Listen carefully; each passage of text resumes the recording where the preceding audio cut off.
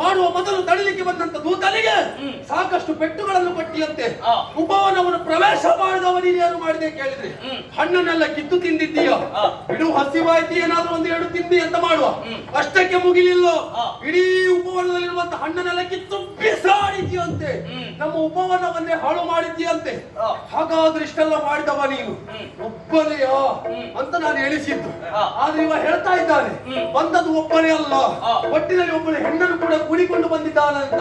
ಹಾಗಾದರೆ ನೀನು ಬರುವಟ್ಟು ಕೂಡಿಕೊಂಡು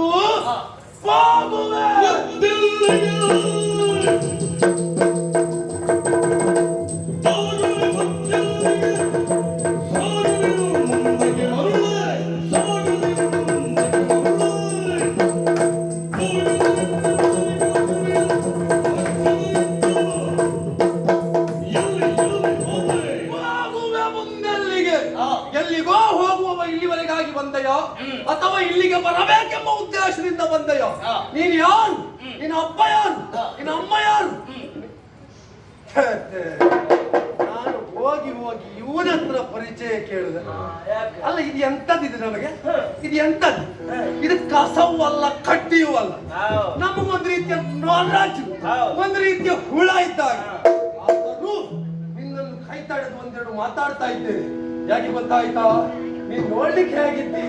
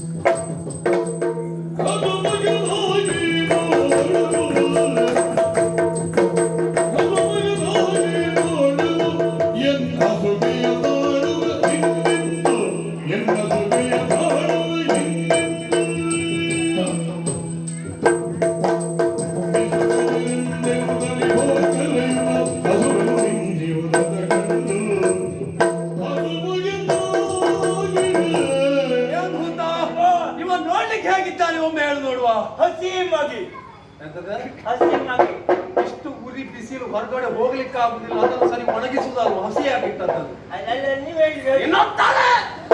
ಅದಲ್ವಾ? ಹಸು ಮಗನಾಗಿ ಅದಲ್ಲ, ಹಸು ಮಗ ಹೌದಾ? ನೋಡ್ಲಿಕ್ಕೆ ಹೇಗಿದ್ದಾರೆ ಸರಿಯಾಗಿ ಮುಖ ನೋಡು. ಒಂದು ಗಲ್ಲದಲ್ಲಿ ಹಾಲು, ಒಂದು ಗಲ್ಲದಲ್ಲಿ ರಕ್ತವನ್ನು ಸುರಿಸುವಂತ ಒಂದು ಹಸುಳೆ, ಒಬ್ಬ ಸಣ್ಣ ಹುಡುಗ. ನೀನು ಇಲ್ಲಿವರೆಗಾಗಿ ಇಷ್ಟು ಬಂದು ಮಾಡಿದ್ದಿ ಅಂತ ಆದ್ರೆ ನಿನ್ನನ್ನು ಕೊಲ್ಲುವುದು, ನಿನ್ನನ್ನು ಹೊಡೆಯುವುದು, ನಿನ್ನನ್ನು ಬಡಿಯುವುದು ದೊಡ್ಡ ವಿಷಯವೇ ಅಲ್ಲ ನನಗೆ. ನಿನ್ನನ್ನು ಕೊಂದ್ರೆ ಏನಾಗ್ತದೆ? ಶಿಶುವತ್ತಿ ಅನ್ನುವಂತ ದೋಷ ನನ್ನ ಪಾಲಿಗೆ ಅಂಟಿಕೊಳ್ತದೆ. ಮತ್ತೆ ನಿನಗೆ ಹೊಡೆದು ಮತ್ತೆ ನಾನೇನು ದೊಡ್ಡ ಹೆಸರು ಮಾಡಬೇಕಾಗಿಲ್ಲ, ದೊಡ್ಡ ವಿಷಯವೇ ಅಲ್ಲ. ಹಾಗಾಗಿ ಕೇಳ್ತೇನೆ, ಯಾರು ನೀನು? ಯಾಕೆ ಬಂದೆ? ಹೇಳು ನೋಡ.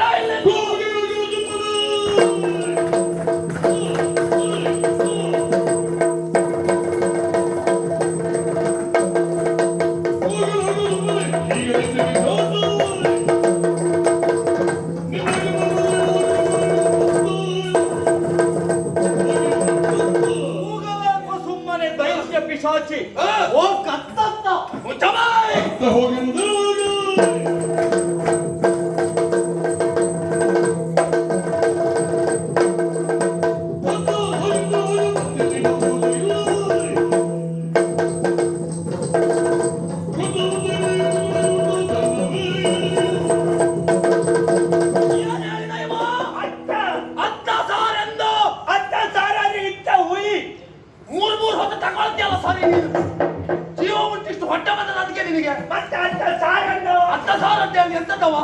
ಇಲ್ಲಿಂದ ಹೋಗು ಎಂಬುದಾಗಿ ನಾನು ಹೇಳ್ತಾ ಇದ್ದೆ.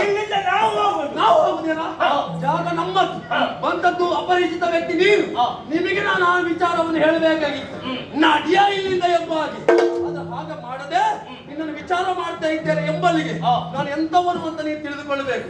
ನೀನೆಂತವನು ಅಂತ ನನಗೆ ತಿಳಿದುಕೊಂಡಾಯ್ತು. ಯಾಕೆ ಕೇಳು? ಮಕ್ಕಳನ್ನು ನೋಡುವಾಗ ಅರ್ಥ ಮಾಡಿಕೊಳ್ಳಿಕ್ಕಾಗ್ತದೆ.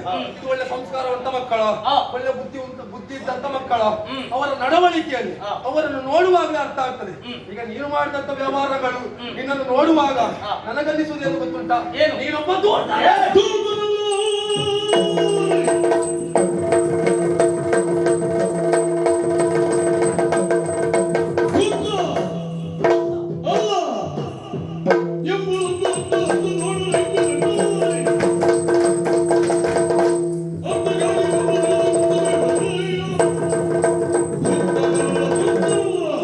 ಅಲ್ಲ ಒಂದು ಪ್ರಶ್ನೆ ಉತ್ತರವಂತ ನೀನು ಯಾರು ಚೆನ್ನಾಗಿ ಅರ್ಥ ಆಯ್ತು.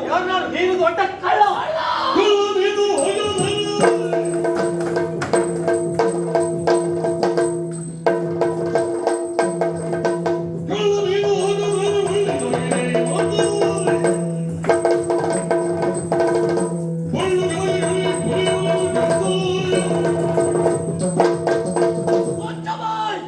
ಒಮ್ಮೆ ಹೇಳಿದಕ್ಕಾಯ್ತು, ಇನ್ನೊಮ್ಮೆ ಹೇಳಿದ್ರೆ ಜಾಗ್ರತೆ. ನಮಗೇನಂತ ಕಳ್ಳ ಕಾಡಲ್ಲಿರುವ ಕಳ್ಳರು ನಾವು.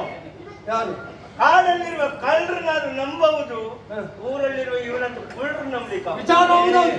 ಒಂದು ಮಾತ ಉಂಟು ಹಾಗಂತ. ಏನು? ಕಳ್ಳನೇ ನಾನು ಹೌದಾಗಿದ್ದಿದ್ರೆ ಅವ ಎತ್ತರ ಇದ್ದಾನೆ ಅಂತ ನಾನು ಕುಳ್ಳ ಹೇಳುದಾ? ಮತ್ತೆ ಆ ತರಕ್ಕೆ ಹೇಳಿದ್ದು ಹಾಗಲ್ಲ, ನೀನ್ ನೋಡ್ಲಿಕ್ಕೆ ಸಣ್ಣವೆಂಬ ಕಾರಣಕ್ಕಾಗಿ ಹೇಳ್ತಾ ಇದ್ದ.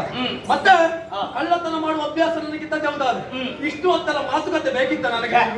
ಇಷ್ಟು ಹೊತ್ತಿಗೆ ನಿನ್ನನ್ನು ಬಡಿದು. ಈ ಕಳ್ಳರಲ್ಲೂ ಎರಡು ವರ್ಗ ಉಂಟು. ಒಂದು ನೇರವಾಗಿ ಬಂದು ಎಲ್ಲವನ್ನ ಕಸಿದುಕೊಂಡು ಹೋಗುವುದು. ಇನ್ನು ಕೆಲವು ಕಳ್ಳರಿದ್ದಾರೆ, ಅವರು ಒಂದು ರೀತಿ ನಯವಂಚಕ. ಮೊದಲು ಮಾತಾಡಿಸಿ ನಮ್ಮನ್ನ ನಂಬಿಸಿ ಆಮೇಲೆ ನಯವಿನಯವಾಗಿ ನಮ್ಮ ಆಭರಣವನ್ನು ಕದಿಯುವುದು. ಅದು ಕೈಯಲ್ಲಿ ಆಗದಿದ್ದಂತ ಕಳ್ಳರು ಹಾಗೆ ಮಾಡು. ಹಾಗಾದ್ರೆ ನಾನು ಬಲಿಷ್ಠನಿದ್ದೇನೆ. ಉದ್ದದ ಕೈಕಾಲು ಆಗ್ತದೆ. ನಾನು ಅಂತದ್ದೆಲ್ಲ ಮಾಡ್ಬೇಕಾಗಿಲ್ಲ.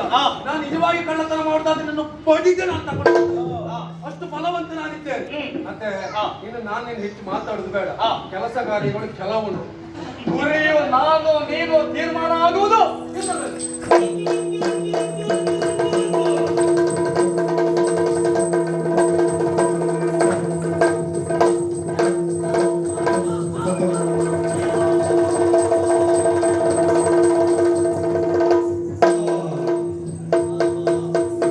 ಅಯ್ಯೋ ಅಯ್ಯೋ ಏನಾಗಿ ಹೋಯ್ತು ಸ್ವಾಮಿ, ಏನಾಗಿ ಹೋಯ್ತು? ಇದು ಕರ್ರ ಕರ್ರ ಕರ್ರ ಕರ್ರ ಕರ್ರ ಕರ್ರ ತಿರುಗಿ ಗರಕ್ಕಾಗಿ ಹೋಯ್ತು. ಇದು ನಾನು ಎಲ್ಲಿ ಬಿದ್ದಿದ್ದೇನೆ? ಇದು ಜಾಗ ಯಾವುದು ಎಂತದ್ದು ಒಂದು ಗೊತ್ತಾಗುದಿಲ್ಲ. ಓಹೋ, ಇದು ತಿರುಗಿ ತಿರುಗಿ ಬಿದ್ದದ್ದು ಇದು ನಮ್ಮ ಜಾಗದಲ್ಲಿ. ಆದ್ರೆ ಹುಡುಗ ಸಣ್ಣವ, ಇವನ ಕೈಯಿಂದ ಏನಾಗುವುದಿಲ್ಲ ಅಂತ ಎಣಿಸಿ ನಾವು ಬಹಳ ಕಡಿಮೆ ಮಾಡಿ ಮಾತಾಡಿ ಇವ ಆ ಕಡೆ ಈ ಕಡೆ ತಿರುಗುತ್ತಾರೆ. ಒಳ್ಳೆ ಪಾದರಾಸ ತಿರುಗಿದ ಹಾಗೆ ಒಂದು ಮುಷ್ಟಿ ಕಟ್ಟಿ ಬಿಟ್ಟ ನೋಡಿ, ಒಂದು ತಲೆ ತಿರುಗಿದ ಹಾಗೆ ಆಯ್ತು, ಕಣ್ಣು ಕತ್ತಲೆ ಬಂದಾಗ ಉಂಟು. ಯಪ್ಪೋ ಇವನ ಪರಾಕ್ರಮವೇ ಅಲ್ಲ, ನನಗೇ ಇಷ್ಟ ಆಗಿದೆ ಒಂದು ಪೆಟ್ಟಿಗೆ.